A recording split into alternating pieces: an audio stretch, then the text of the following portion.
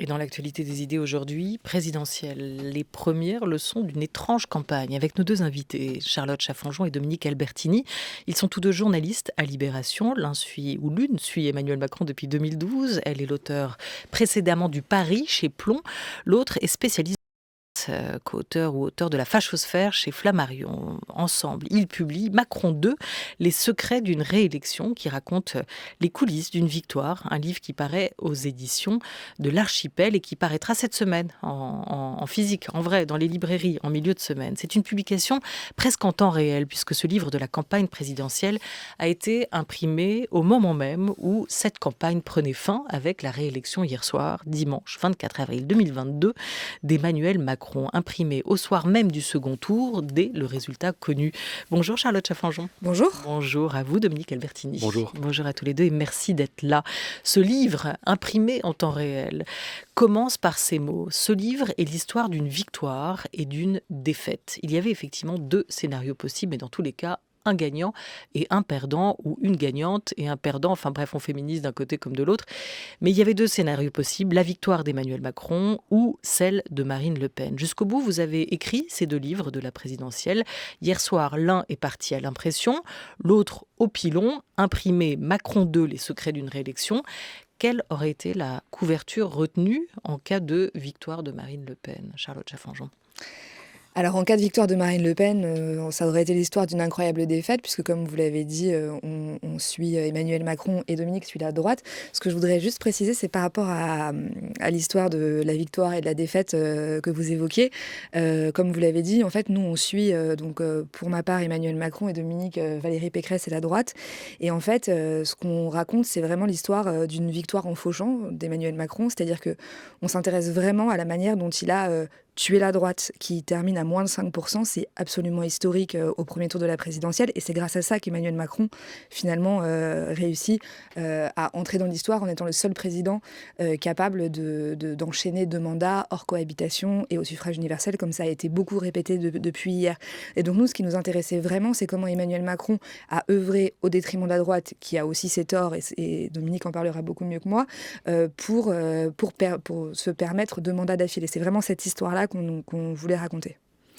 Et comme vous l'évoquez aussi, du coup, Marine Le Pen aurait gagné, ça aurait été l'incroyable défaite d'Emmanuel Macron que vous auriez raconté dans ce qu'il s'était fixé. Oui, absolument, avec un récit de la campagne qui aurait peu varié par rapport à ce que vous lirez dans le livre qui est finalement sorti, mais en revanche, l'analyse que nous aurions faite au début et à la fin de l'ouvrage, qui évidemment aurait été très différente, ainsi que la couverture. C'est compliqué d'écrire le livre, ou un livre, le livre d'une élection en temps réel, Dominique ? Oui, il y a un facteur temps qui joue, puisqu'évidemment, on était à la fois sur la campagne pour notre journal et pour ce livre. Alors, évidemment, on observe la même chose pour l'un et pour l'autre, donc on est cohérent entre nos deux supports. Donc, le récit varie peu, mais évidemment, on a produit de la matière en plus, de l'analyse, des choses que nous n'avons pas sorties dans le journal, des conversations, des entretiens que nous avons eus avec les uns et les autres, que nous mettons dans ce livre et qui donnent à voir un aspect moins connu peut-être des acteurs de la campagne.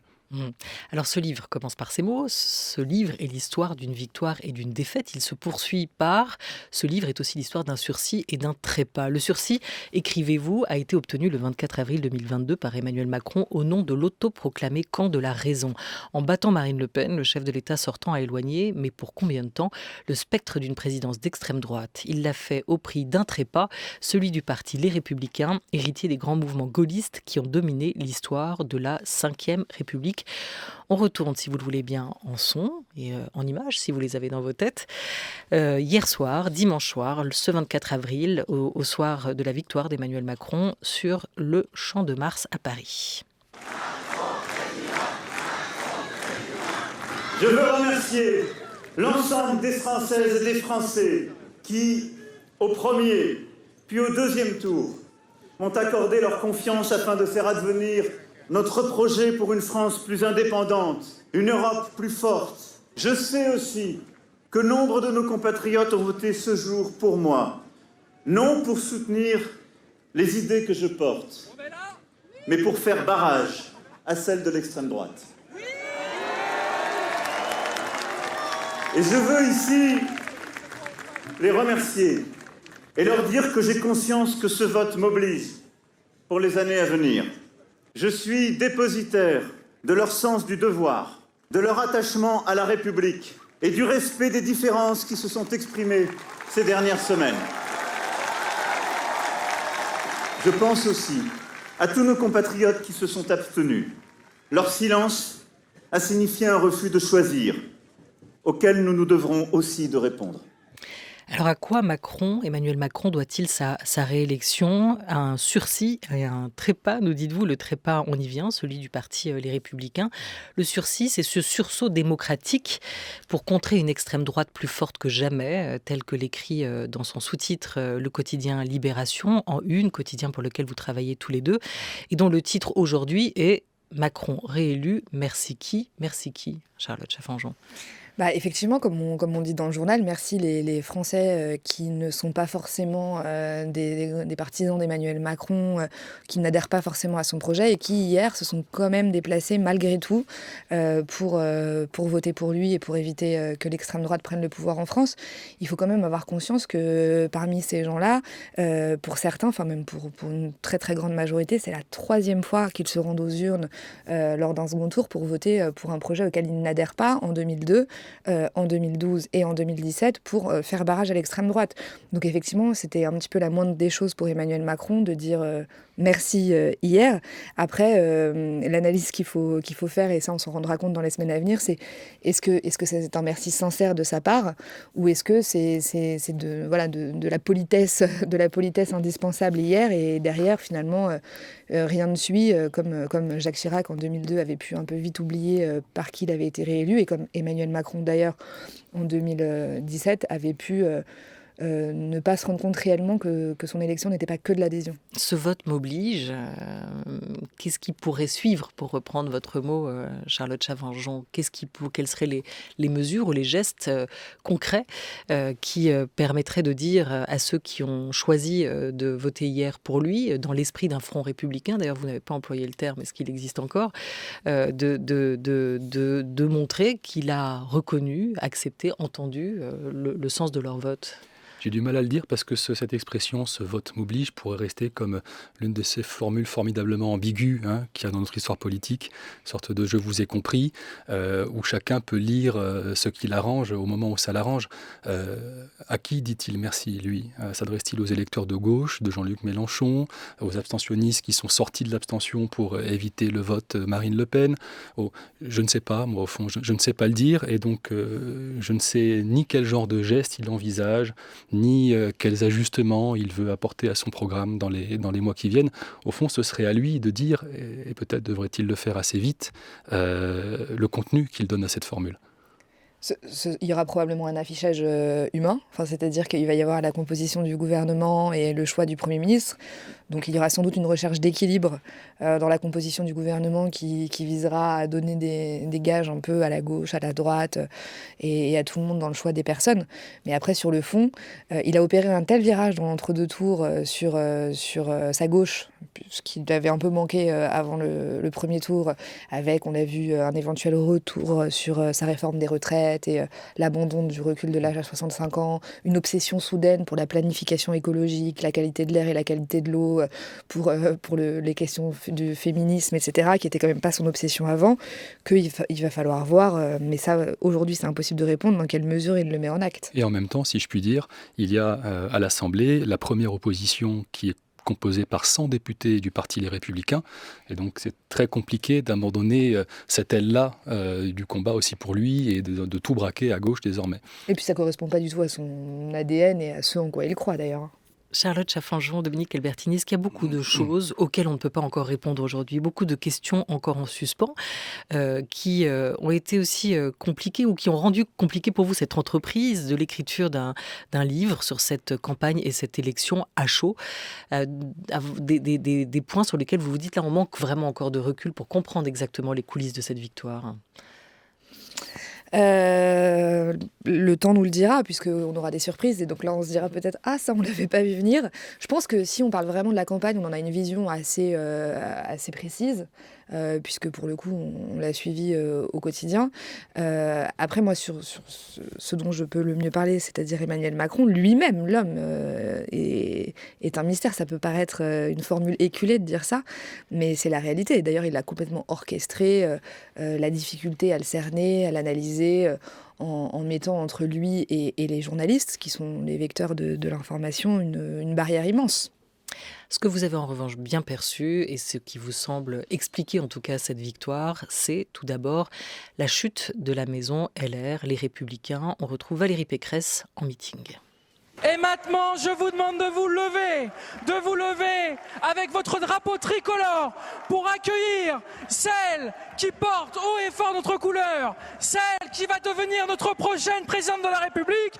Mesdames et messieurs, merci de faire une acclamation pour Valérie Pécresse. Mes chers compatriotes,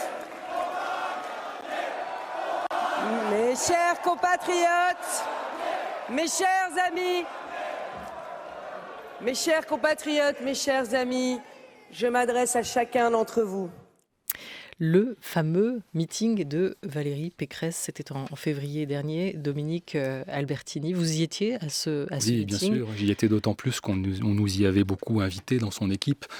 C'était un rendez-vous immanquable à les entendre parce qu'ils devaient remettre sur les rails une campagne qui, ça vaut le coup de le dire, déjà commençait un peu à patiner, voire à déraper. On a beaucoup attribué à ce meeting tous les échecs qui ont suivi. Au fond, depuis le début du mois de février, depuis 10 ou 15 jours auparavant, déjà quelque chose commençait à mal fonctionner. Maudit Zénith, en quoi ? Maudit Zénith, parce que c'est un rendez-vous raté, c'est un rendez-vous complètement raté.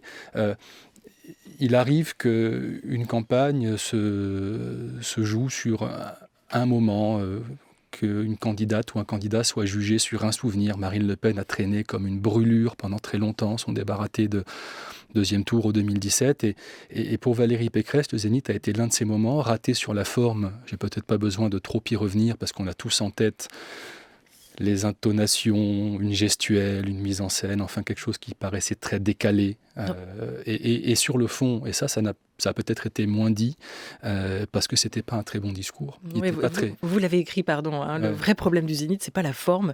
Résumera un jour une figure de LR. C'est qu'à la fin du discours, on ne sait toujours pas pourquoi elle est candidate. Et oui. Et il faut le dire avec un peu de modestie, parce que c'est un travail très difficile que d'être une candidate et de faire un meeting dans une grande salle. Mais les propos que vous citez sont partagés au fond. C'est un discours qui, comme souvent dans la campagne de Valérie Pécresse, était un peu catalogue. Il n'y a pas vraiment de choix, il n'y avait pas vraiment d'angle affirmé, il n'y avait pas vraiment de message dont on repartirait un peu imprégné en se disant voilà ce que Valérie Pécresse veut dire, voilà ce qu'elle représente. Il y avait un peu de tout. Et puis il était semé de formules un peu toutes faites, de mots un peu convenus, de choses qui semblaient au fond préparées à l'avance. Et il n'y avait pas grand-chose de spontané. Donc on ressortait en se disant voilà, qu'est-ce que j'emporte avec moi d'un discours, d'une candidate, d'une campagne, et il n'y avait pas vraiment de réponse. C'est pour ça qu'il y a eu la forme et puis il y a eu le fond aussi. Cette disparition, elle s'est jouée en plusieurs actes, vous le racontez, c'est comme une tragédie au théâtre. Elle devient la candidate, on ne sait pas exactement quelle ligne elle va incarner. C'est peut-être la difficulté aussi de devoir rassembler dans son propre camp.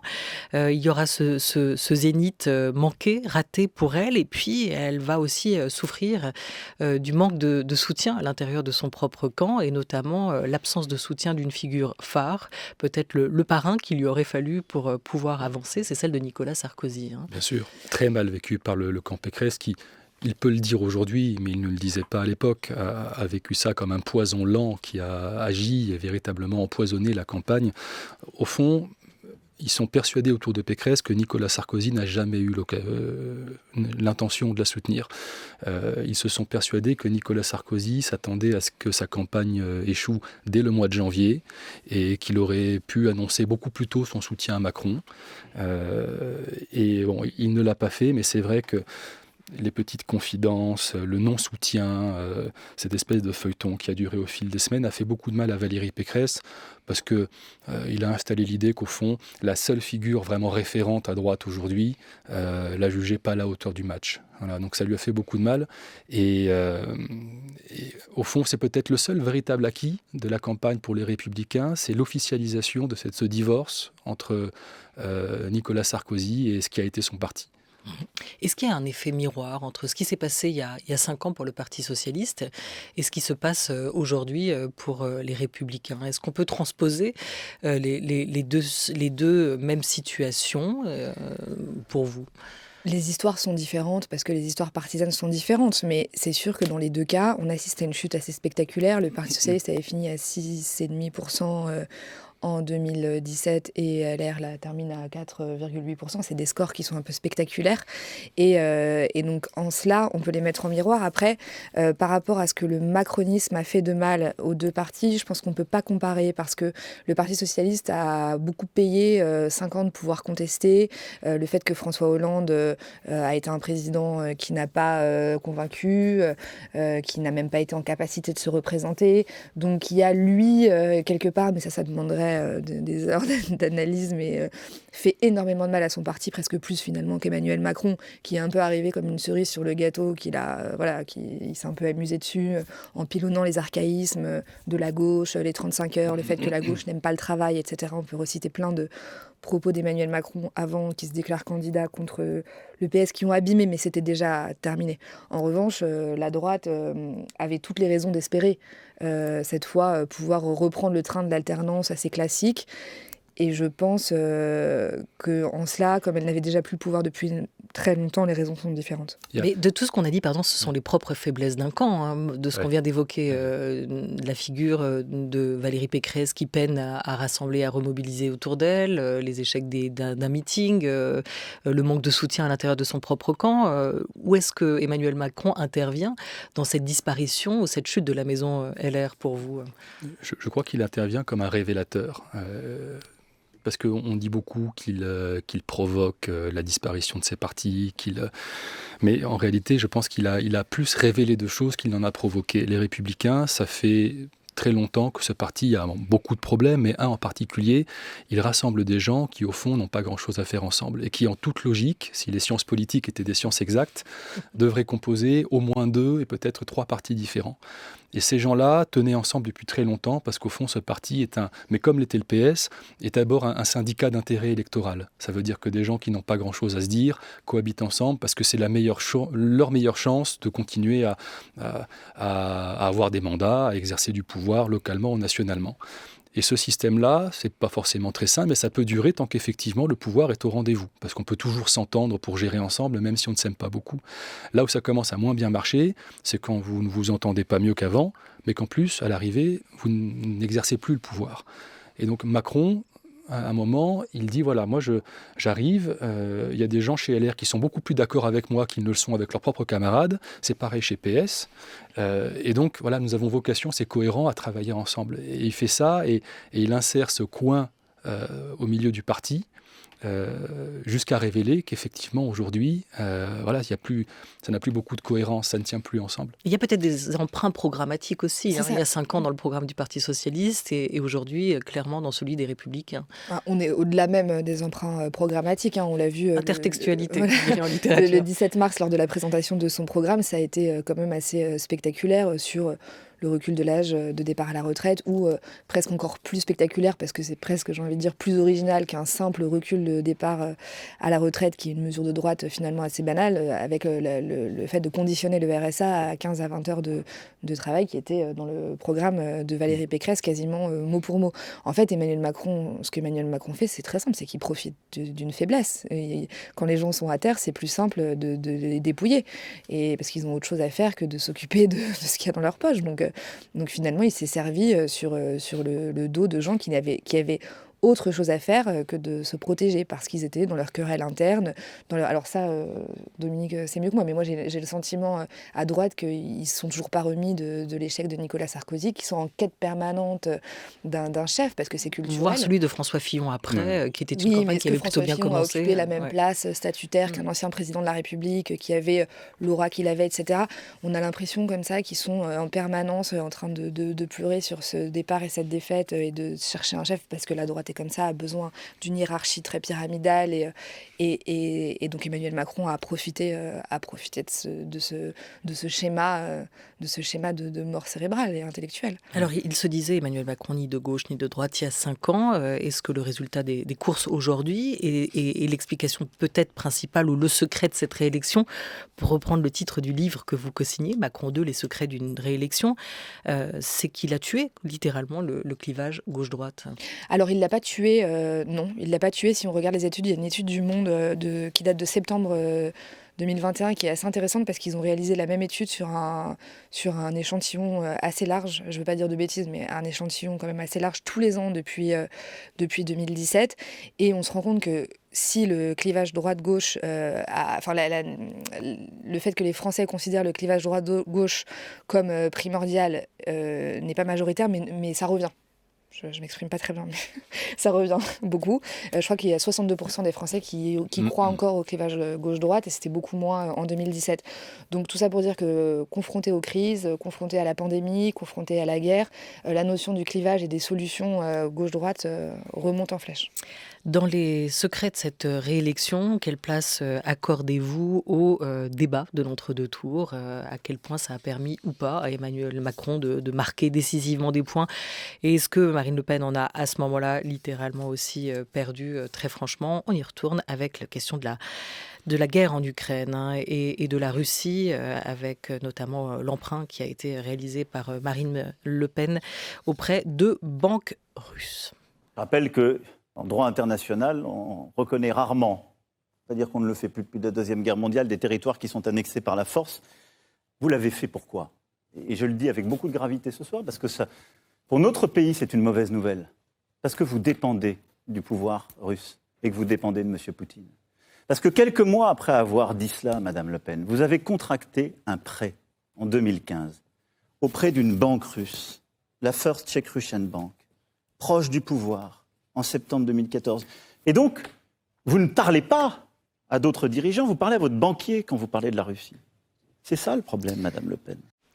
Ce livre, vous l'avez écrit, on le disait, en temps réel. C'est une publication presque en temps réel, puisque le livre est parti à l'impression hier soir, juste après la réélection d'Emmanuel Macron. Ce livre, il n'aurait sûrement pas été le même s'il avait été écrit il y a 2 mois, avant le début de la guerre en Ukraine, avant que cette actualité russe et ukrainienne vienne percuter la campagne. À quel point ça a été un tournant pour vous, Dominique Albertini? Ça a été considérable. Ça a pour plusieurs semaines empêché tout autre débat que sur ce sujet. Ça a empêché des candidats comme Valérie Pécresse d'imprimer autant qu'elle l'aurait voulu dans l'élection, mais pas seulement elle, mais d'abord elle.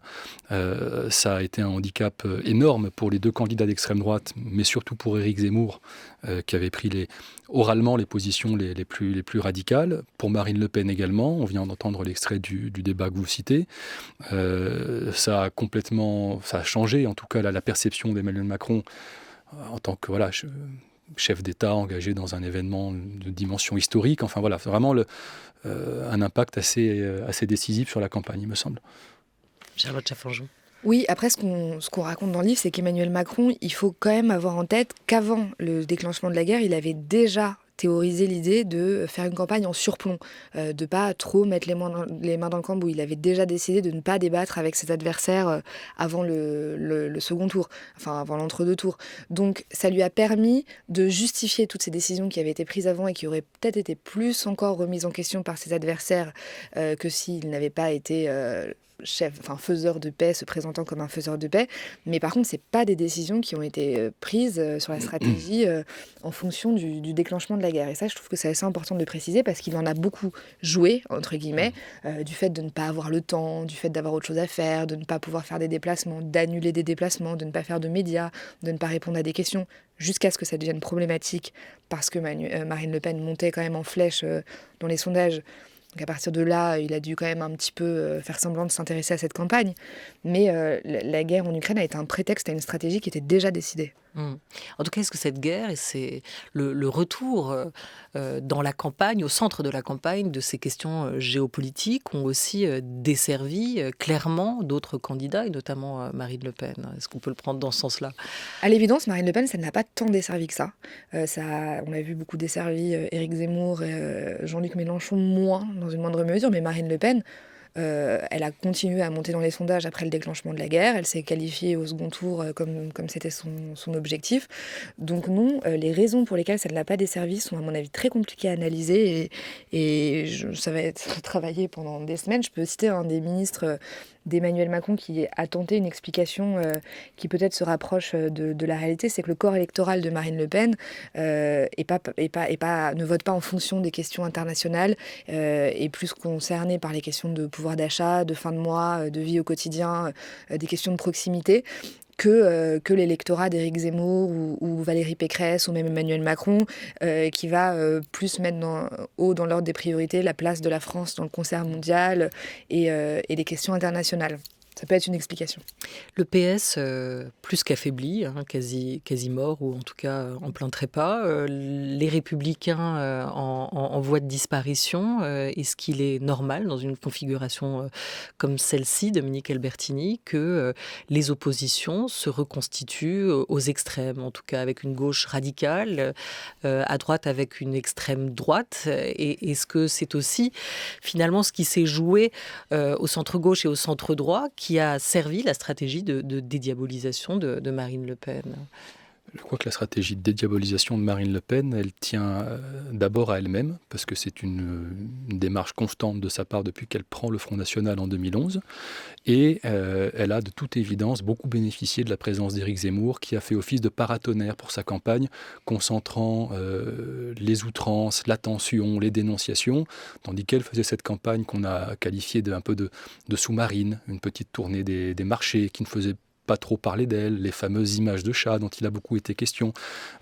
C'est pour ça d'ailleurs qu'autour d'elle, il y a eu presque un mouvement de surprise au second tour quand tout d'un coup, elle s'est retrouvée, elle, la cible de ce qu'on a appelé une rediabolisation dans son entourage. Voilà, c'est presque, on ne l'avait pas vu venir parce que le premier tour avait été assez tranquille sur ce plan.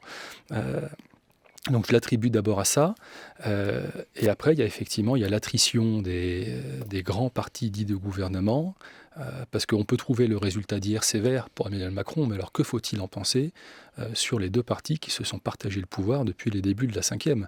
Je ne veux pas dire de bêtises dans les chiffres, mais enfin, il me semble qu'ils concentraient à eux deux plus de 50% des suffrages à la dernière présidentielle, et on est aujourd'hui autour de 7% à peu près. Peut-être qu'on ne mesure pas encore l'importance de cet événement. Vous qui avez écrit un livre sur la fachosphère, Dominique Albertini, juste un mot quand même de la place des réseaux sociaux dans cette campagne, d'éventuelles tentatives d'intervention, d'intrusion dans l'élection présidentielle. On a beaucoup parlé de ça, de ces interventions en France et aux États-Unis, des manipulations sur les réseaux sociaux. Qu'en est-il ? Ça n'a pas été un sujet majeur, me semble-t-il. Je n'ai pas vu beaucoup de sujets, beaucoup d'inquiétudes monter autour, par exemple. Naturellement, on aurait pu s'attendre à ce qu'il soit question d'influence russe. Il en a peu été question. Un phénomène intéressant du point de vue de l'Internet d'extrême droite pendant cette campagne, c'est qu'il a été complètement dominé de manière écrasante par Éric Zemmour, qui a été vraiment sur les réseaux sociaux, qui a très vite pris le leadership, presque l'hégémonie en termes de militantisme numérique. C'est incomparablement au-dessus de la droite et même meilleur que Marine Le Pen. Ce qui démontre deux choses. Alors d'abord, concernant Éric Zemmour, qu'il a réussi à monter tout ça en un temps assez rapide, en s'appuyant notamment sur la sympathie que lui portent beaucoup de jeunes militants d'extrême droite, qui sont très agiles sur ces réseaux. Et deuxièmement, que ça ne fait pas l'élection.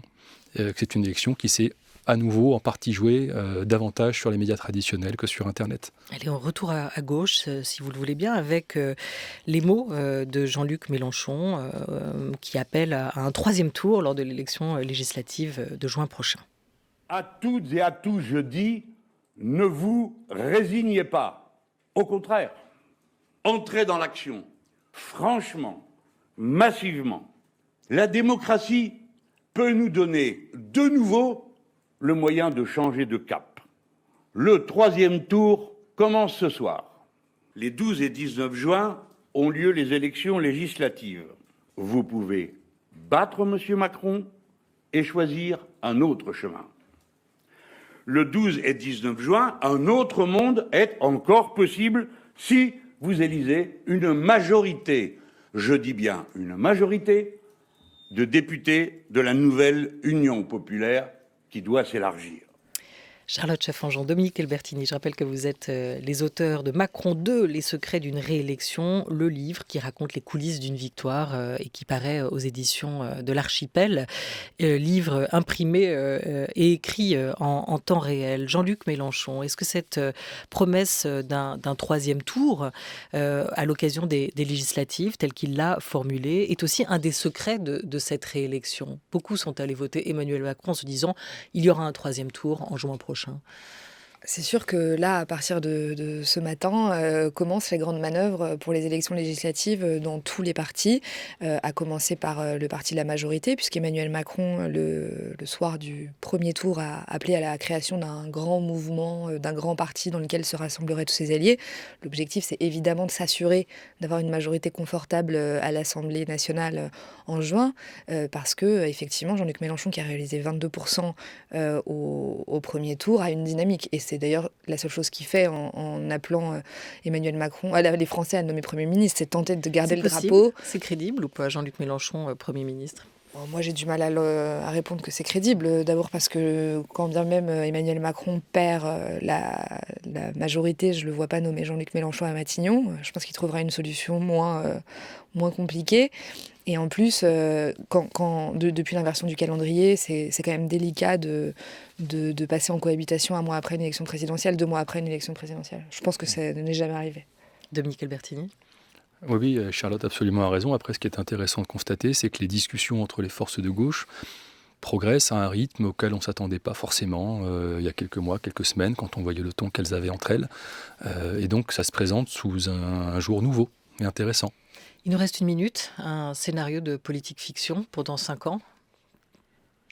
Quel pourrait être le titre de la couverture que vous signerez y a une chose de la prochaine élection? Il y a une chose qui est sûre et certaine et qui est assez inédite, c'est que, enfin non d'ailleurs qui n'est pas inédite, mais ça faisait longtemps que ça ne s'était pas produit, c'est qu'Emmanuel Macron ne peut pas se représenter. Donc on est sûr, quoi qu'il arrive, que le prochain président de la République ne sera pas Emmanuel Macron. C'est déjà quelque chose qu'on peut affirmer. Moi, je veux bien prendre un pari avec tous les risques qui s'y rattachent. C'est qu'on n'a pas fini d'entendre parler de Marine Le Pen, dont on annonçait la retraite, la fatigue, la péremption. Pas sûr. Dominique Albertini, Charlotte Chaffanjon, vous signez ensemble Macron 2, les secrets d'une réélection. Alors, si j'ai bien compris, le livre sort vraiment en librairie mercredi ou jeudi. Jeudi. Le 28. Le 28, c'est ça, c'est jeudi, si nos calculs sont bons. Et en tout cas, il est en cours d'impression. Il existe déjà en version numérique. Merci beaucoup à tous les deux d'avoir été avec nous aujourd'hui. Reposez-vous bien ce soir, on imagine que la nuit fut longue. Lila Bozès pour la grande table culture aujourd'hui avec Anna-Livia Marcheson et Henri Leblanc. Lucas Bretonnier avec Mayalène Despio-Couret et Laura Dutèche-Pérez pour la grande table des idées. Merci beaucoup à eux. À la réalisation, c'était Louis-Valentin Faury avec à la technique Audrey Guélil et Florent Bujon à la vidéo. Bel après-midi à tous sur France Culture.